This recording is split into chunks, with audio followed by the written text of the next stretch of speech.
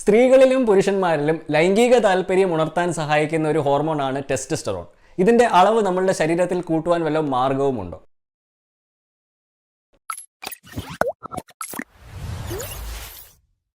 നമസ്കാരം, എല്ലാവർക്കും വിവോക്സിന്റെ പുതിയൊരു എപ്പിസോഡിലോട്ട് സ്വാഗതം. എൻ്റെ പേര് സംഗീത് സെബാസ്റ്റ്യൻ. ഞാനൊരു സെക്ഷുവാലിറ്റി റൈറ്ററും സെക്സ് എഡ്യൂക്കേറ്ററുമാണ്. ഇന്ന് ഞാൻ നിങ്ങളോട് സംസാരിക്കാൻ പോകുന്നത് നമ്മളുടെ ശരീരത്തിലെ ടെസ്റ്റോസ്റ്ററോണിന്റെ അളവ് നാച്ചുറലായിട്ട് കൂട്ടുവാൻ സാധിക്കുന്ന 3 വഴികളെ പറ്റിയാണ്. അപ്പോൾ ഈ വീഡിയോ ഇഷ്ടപ്പെടുവാണെങ്കിൽ ഒന്ന് ലൈക്കും സബ്സ്ക്രൈബും ഷെയറും ഒക്കെ ഒന്ന് ചെയ്തേക്കണേ. അതുപോലെ തന്നെ ആ ബെൽ നോട്ടിഫിക്കേഷനും കൂടെ ഒന്ന് എനേബിൾ ചെയ്ത് വെക്കുകയാണെങ്കിൽ ഞാൻ അപ്ലോഡ് ചെയ്യുന്ന ലേറ്റസ്റ്റ് ആയിട്ടുള്ള വീഡിയോസിനെ പറ്റിയുള്ള അറിയിപ്പ് നിങ്ങൾക്ക് ലഭിക്കുകയും ചെയ്യും. ഈ ലൈംഗിക പ്രശ്നങ്ങളെന്ന് നമ്മൾ മനസ്സിലാക്കി വെച്ചിരിക്കുന്ന ബഹുഭൂരിഭാഗം പ്രശ്നങ്ങളും, അതായത് ഏകദേശം 80 മുതൽ 90% വരെയുള്ള പ്രശ്നങ്ങളും ഒരു ഡോക്ടറിൻ്റെ അടുക്ക പോയി മരുന്ന് കഴിച്ച് ചികിത്സിച്ച് ഭേദമാക്കേണ്ട രോഗമൊന്നുമല്ല.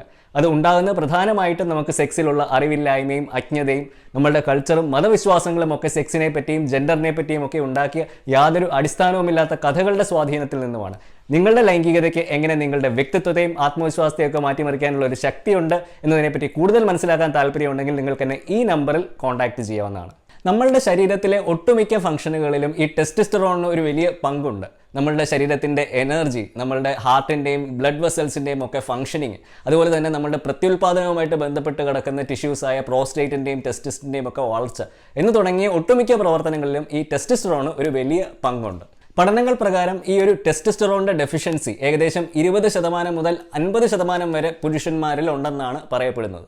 അപ്പം ഈ ഒരു ടെസ്റ്റോസ്റ്ററോണിൻ്റെ ഡെഫിഷ്യൻസി കാരണം അവർക്ക് ലൈംഗിക താല്പര്യം കുറയുകയും മസിലുകൾ നഷ്ടമാവുകയും രതിമൂർച്ച, അതായത് ഓർഗാസത്തിൽ എത്താൻ പറ്റാതിരിക്കുകയും അല്ലെങ്കിൽ ബുദ്ധിമുട്ടുണ്ടാവുകയും അതുപോലെ തന്നെ ഉദ്ധാരണത്തിന് പ്രയാസം ഉണ്ടാവുകയും ഒക്കെ ചെയ്യും.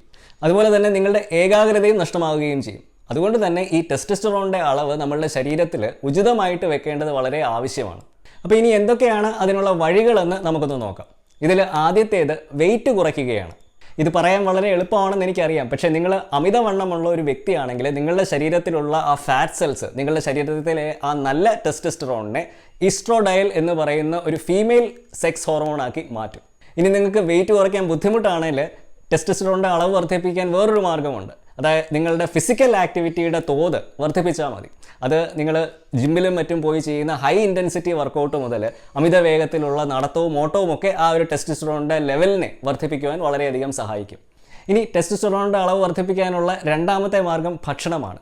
ഈ ടെസ്റ്റോസ്റ്ററോണിൻ്റെ അളവ് വർദ്ധിപ്പിക്കാൻ സഹായിക്കുന്ന ഒട്ടനവധി ഭക്ഷണങ്ങളുണ്ട്. പക്ഷേ ഇവിടുത്തെ ഒരു പ്രശ്നമെന്ന് പറയുന്നത് ആ ഭക്ഷണങ്ങൾ എത്രത്തോളം കഴിച്ചാലാണ് നിങ്ങളുടെ ശരീരത്തിലുള്ള ടെസ്റ്റോസ്റ്ററോണിൻ്റെ അളവ് വർദ്ധിക്കുന്നത് എന്ന് നമുക്ക് വ്യക്തമായിട്ട് പറയുവാൻ സാധിക്കുകയില്ല. അത് വളരെ ബുദ്ധിമുട്ടുള്ളൊരു കാര്യമാണ്. കഴിവതും പ്രോസസ്ഡ് ആയിട്ടുള്ള ഭക്ഷണ പദാർത്ഥങ്ങൾ, അതായത് ബർഗർ, പിസ്സ, ഫ്രൈസ് തുടങ്ങിയ പലർക്കും വളരെ ഇഷ്ടമുള്ള ഭക്ഷണ പദാർത്ഥങ്ങൾ ഒഴിവാക്കി നാച്ചുറൽ ആയിട്ടുള്ള ഫ്രൂട്ട്സും വെജിറ്റബിൾസും ഒക്കെ കഴിക്കുവാൻ ശ്രമിക്കുക. ഇനി ടെസ്റ്റോസ്റ്ററോൺ വർദ്ധിപ്പിക്കാനുള്ള മൂന്നാമത്തെ നാച്ചുറൽ ആയിട്ടുള്ള മാർഗ്ഗം, ഗെറ്റിംഗ് ഗുഡ് സ്ലീപ്പ്.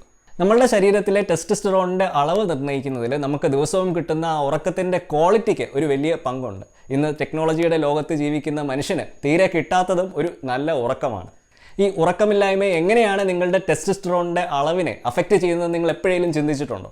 പഠനങ്ങൾ പ്രകാരം ഈ ഉറക്കത്തിൻ്റെ ദൈർഘ്യത്തിലുള്ള ഓരോ മണിക്കൂർ വ്യത്യാസവും അവരുടെ ശരീരത്തിലുള്ള ടെസ്റ്റോസ്റ്ററോണിൻ്റെ അളവിനെ 0.6% ആയിട്ട് കുറയ്ക്കും എന്നാണ് കണ്ടെത്തിയത്. ഈ ഉറക്കത്തിൻ്റെ ദൈർഘ്യം എല്ലാ വ്യക്തികളിലും ഒരുപോലെ ആയിരിക്കില്ല. ചിലർക്ക് 8 മണിക്കൂർ ഉറങ്ങണമെന്നുണ്ടെങ്കിൽ വേറെ ചിലർക്ക് 6-7 മണിക്കൂർ ഉറങ്ങിയാൽ മതിയാകും. ഇവിടെ മനസ്സിലാക്കേണ്ട ഒരു പ്രധാന വ്യത്യാസം എന്ന് പറയുന്നത് നിങ്ങൾക്ക് ലഭിക്കുന്ന ആ ഉറക്കത്തിൻ്റെ ക്വാളിറ്റിയാണ് ഇവിടെ പ്രധാനം. ഈ കിടന്നിട്ട് ഉറക്കം വരാതിരിക്കുകയോ അല്ലെങ്കിൽ ഉറങ്ങുമ്പോൾ ഇടയ്ക്കിടയ്ക്ക് എണീക്കുകയോ ഒക്കെ ചെയ്തു കഴിഞ്ഞാൽ അത് നിങ്ങളുടെ ആ ഉറക്കത്തിൻ്റെ ക്വാളിറ്റിയെ തീർച്ചയായിട്ടും ബാധിക്കും. ഇതിനൊരു പരിഹാരം എല്ലാ ദിവസവും കൃത്യസമയത്ത് ഉറങ്ങാൻ ശ്രമിക്കുക എന്നുള്ളതാണ്.